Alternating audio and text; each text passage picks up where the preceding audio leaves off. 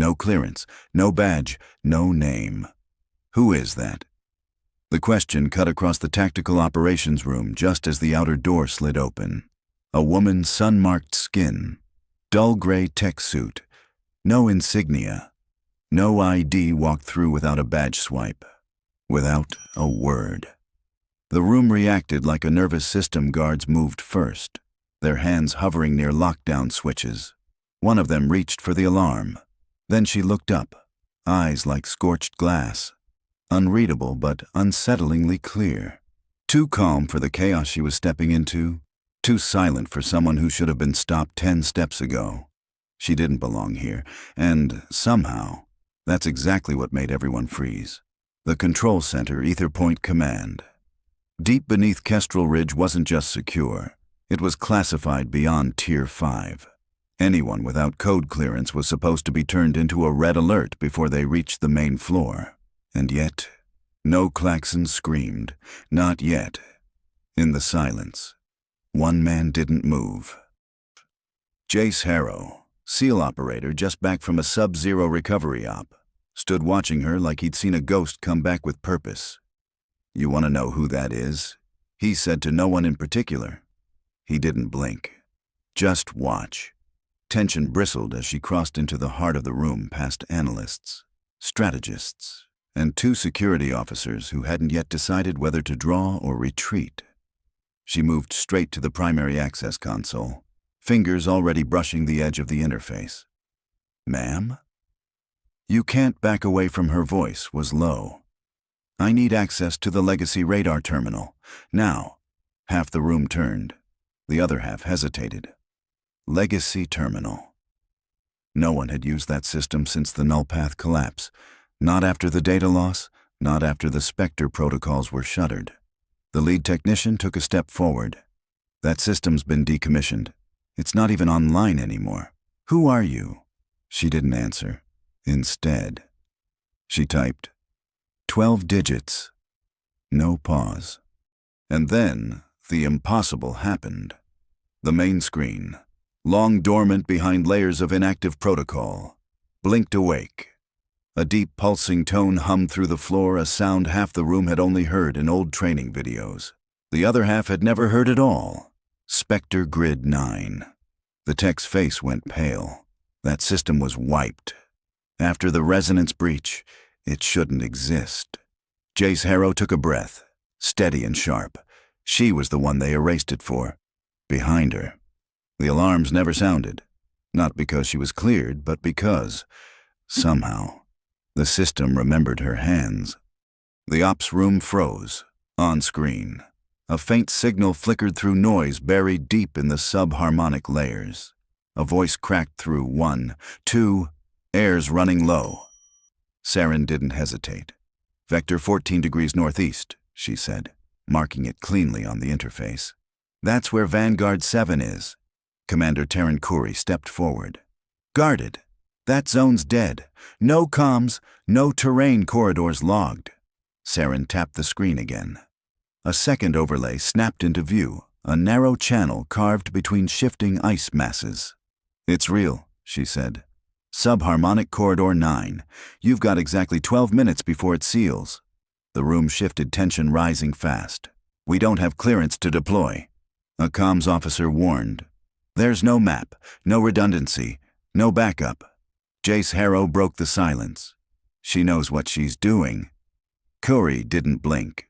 "How she pulled my team out of a blackout op 3 years ago. No drones, no GPS, just rhythm and resonance." Serin kept her eyes on the map. "You want to argue doctrine," she said. "Fine. But someone down there is tapping the pattern. They know how to call through stone."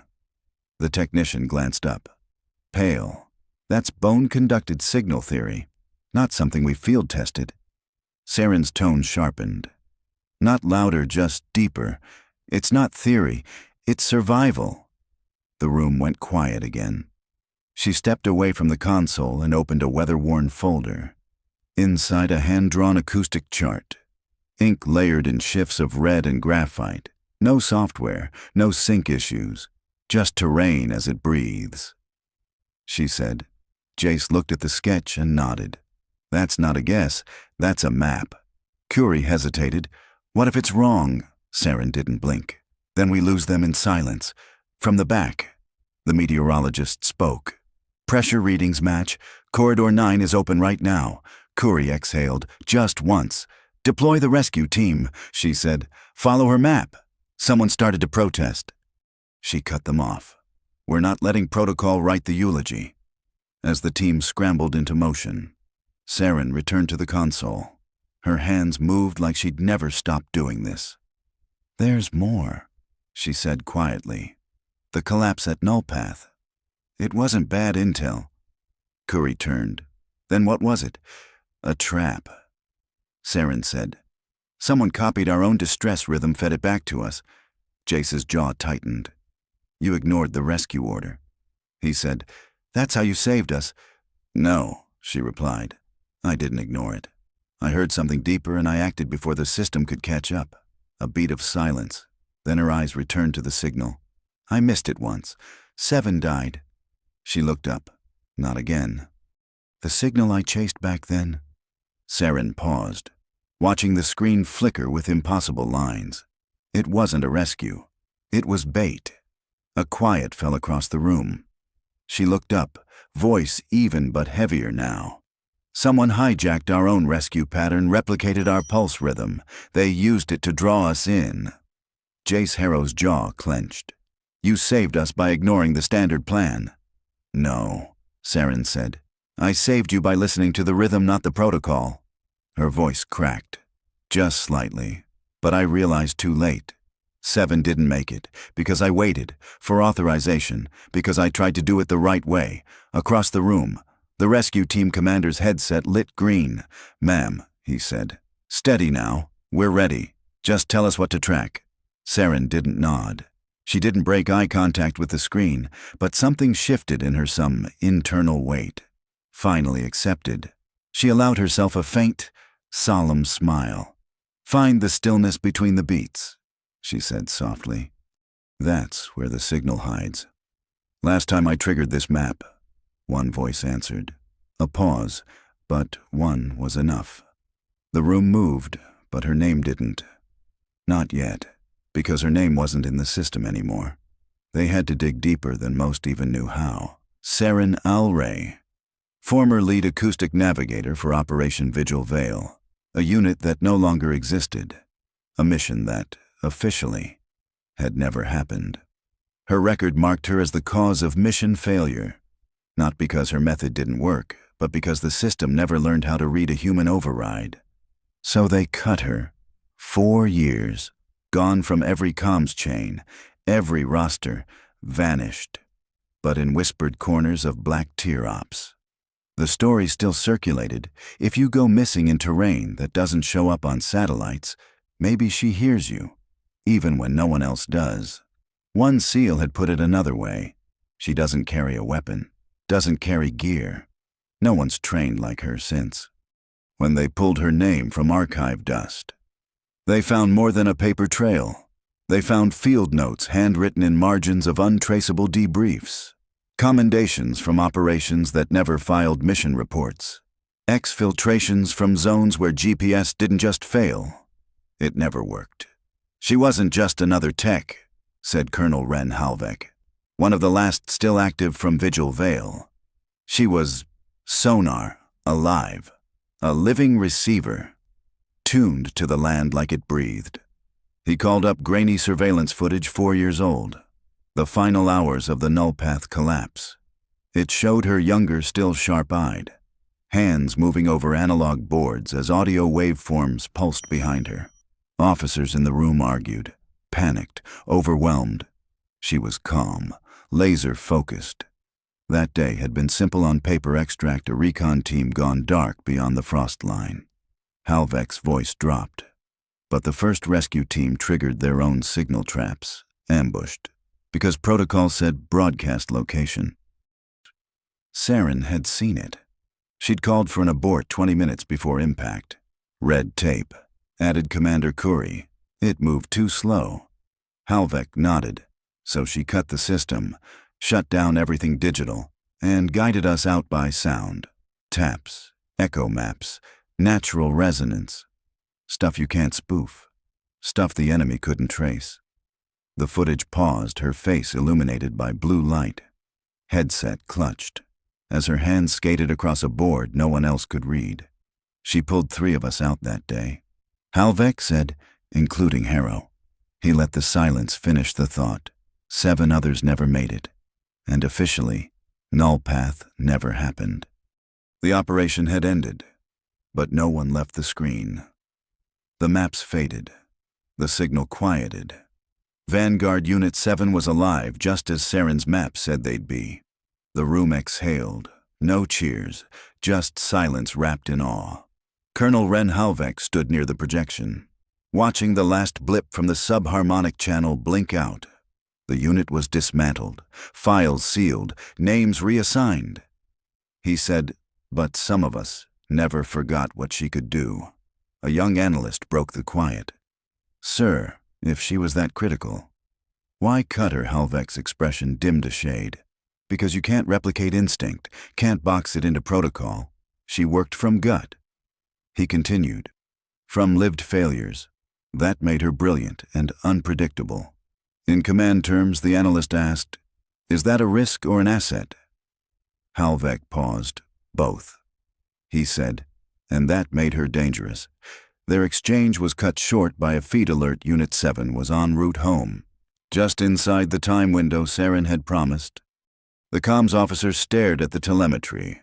"I've been scanning her map layers. Half that data doesn't match any of our archived grid." Halvek just smiled. "That's not the question you should be asking." The officer looked up. "Then what is don't ask how?" Halvek said, "Ask why she's still doing this. 4 years off-grid. No command, no clearance, no compensation.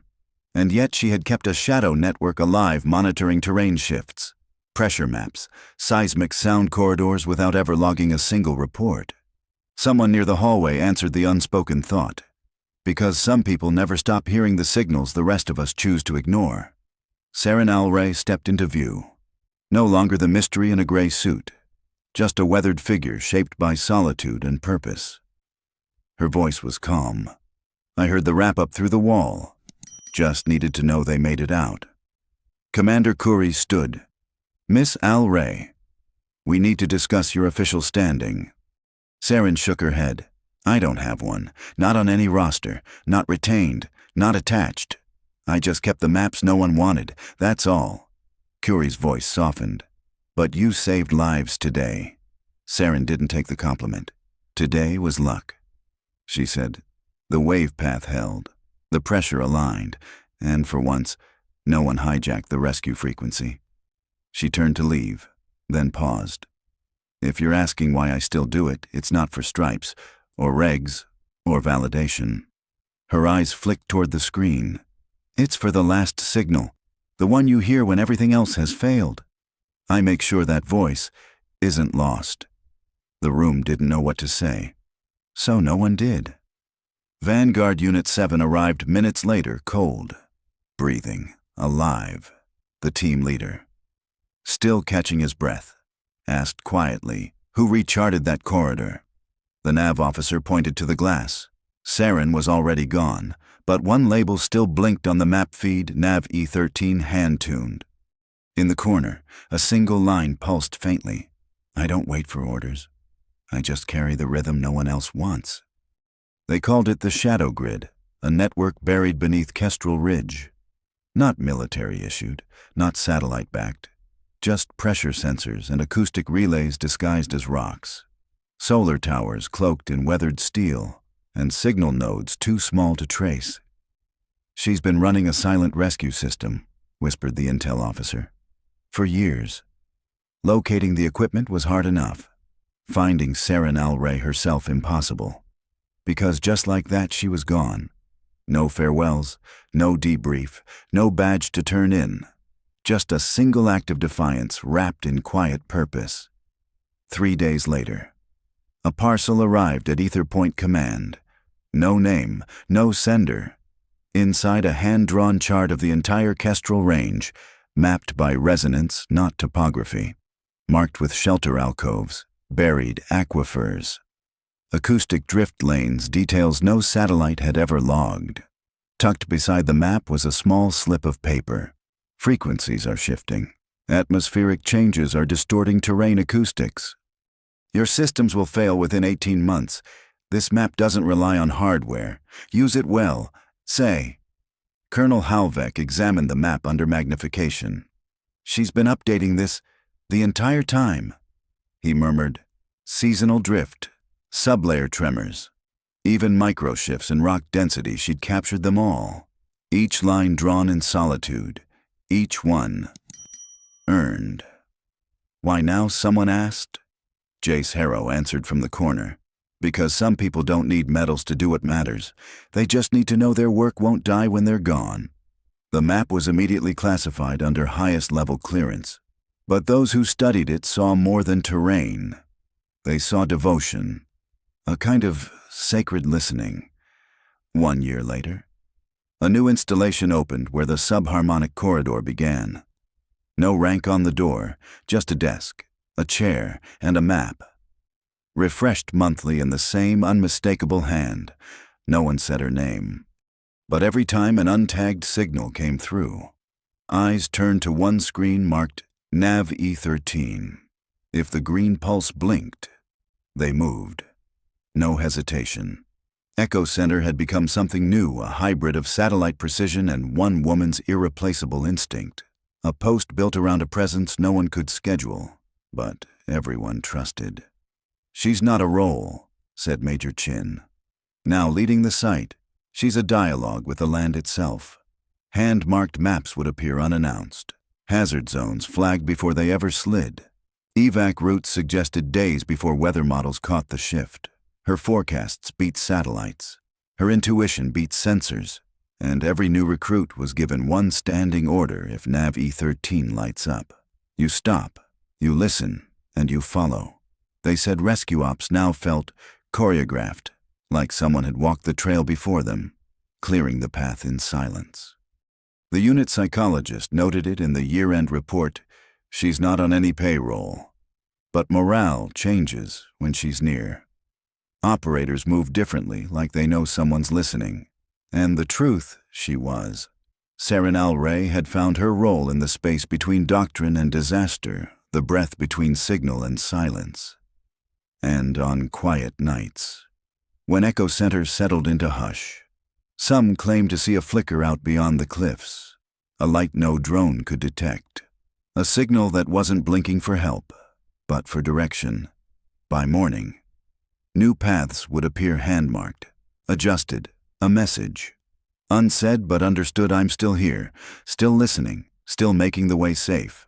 Behind the desk, mounted on unfinished wood, hung a sign. No rank, no seal, just 5 words. Carved by no known hand, someone is always listening.